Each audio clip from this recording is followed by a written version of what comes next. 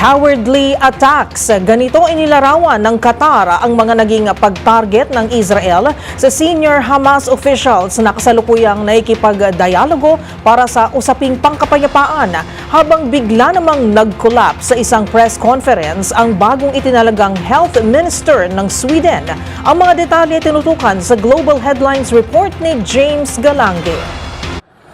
Balita mula sa Qatar, nagpakuwala ng airstrikes ang Israel sa Doha para targetin ang mga senior Hamas leader na kasalukuyan nagaganap ang mga pag-uusap para sa kasunduang pangkapayapaan. Sa isang pahayag ng Israel, tinawag nilang naturang operasyon bilang Summit of Fire, kung saan pinasabot itong mga gusali ng housing members ng nasabing Palestinian militant group. Sa isang post sa X sa dating Twitter, kinondena ni Qatari Foreign Ministry spokesman Mahed Al-Ansari ang anyay duwag na pag-atake ng Israel na tumama sa mga gusaling tirahan ng ilang kasapi ng political bureau ng Hamas. Ang Qatar ang isa sa mga Arabian mediator ng Hamas, kasamang Saudi Arabia para balangkasin ang peace agreement at tapusin ang digmaan nito kontra Israel sa Gaza Strip, Palestine. Sa iba pang balita, biglang nag-collapse sa unang araw ng trabaho si Sweden Health Minister Elisabeth Lahn habang nasa isang press conference. Agad na ilabas muna ng newsroom si Elisabeth para tignan ang kanyang kalusugan, ngunit bumalik din kaagad na umayos ang kanyang karamdaman.